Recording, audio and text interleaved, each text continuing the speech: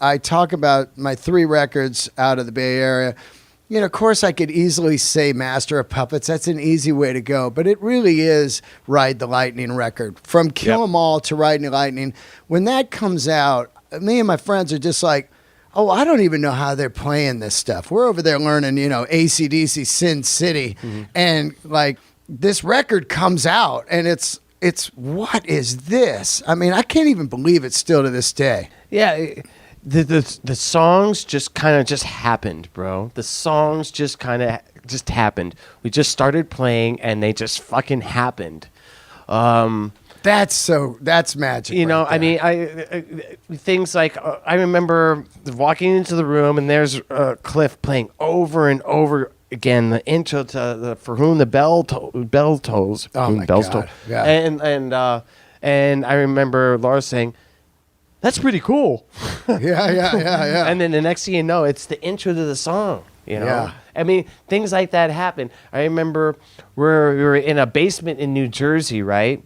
And James starts playing this arpeggiated thing, and you know, and then he has this like heavy part, and then I was going, oh yeah, that's great. That's a good cycle. We can cycle through that, but it feels like it needs to go to like another like melodic part for the end. And I said to Lars, here, how about this? And he said, yeah, that'll work. And so we put it all together in the basement, and that became Fade to Black. You know, Trapped Under Ice. Again, the same basement. We need to like write one more fast song. Okay. Oh, okay, James has a riff. What do you got? I'm like listening to it, and I'm like, oh, wait, I got a riff? I got a fucking riff? But it's, oh, shoot, it's in an old Exorcist song. Yeah. But we can use it. Yeah. And that's how Trapped Under Ice came You guys were writing that shit in Jersey, like before you went to Europe? At least like three songs were written in Jersey. Right. Because the initial songs that kind of like pushed off the beginning of that album was Creeping Death. And that riff, the main riff, was played slow. Whoa. Yeah, it was kind of like, you know, a slow, bouncy thing. But the more we played it, the faster it got. And then at one point, we didn't even notice it was getting faster and faster and faster until we went back to the original, and we're like, and it was like dun dun dun dun, and we thought, well, if it's sounding better, faster, let's speed it up way more. Yeah. And that became what it was. It's a that song's the punch in the face of like that era. And then again, now it needed another part. Oh shit! I got a part from an Exodus song. Yeah. But the part that I lifted from the Exodus song was a riff that I had written literally when I was like fucking 15 or 16 years old. That Died by My Hand part. Yeah. And I'll never forget it because it was a turning point in my own playing.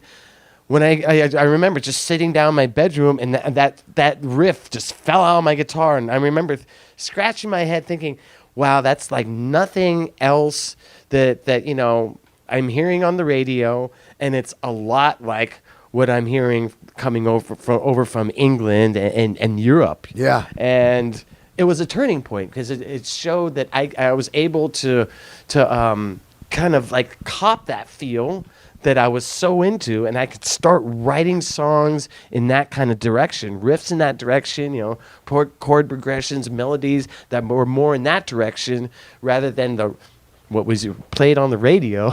Yeah. And what everyone else was listening to, which was like Van Halen and Journey and, you know, Led Zeppelin. Yeah. AC/DC. AC/DC. All that stuff was cool, but this other stuff to me was just way cooler. Yeah. And to be able to like start writing that kind of flavor, it was a huge thing for me. So Ride the Lightning was another song that that kind of it was pushed off, you know, the initial kind of like direction of Ride the Lightning, and that riff was something that James had, and they had like 4 riffs put together, and I remember James and Lars just put that whole cycle together, and then I came in and put the whole middle section together, the whole instrumental section together with them, and then it wasn't finished. So we had to finish it in Copenhagen at Merciful Fate's rehearsal place. Unbelievable.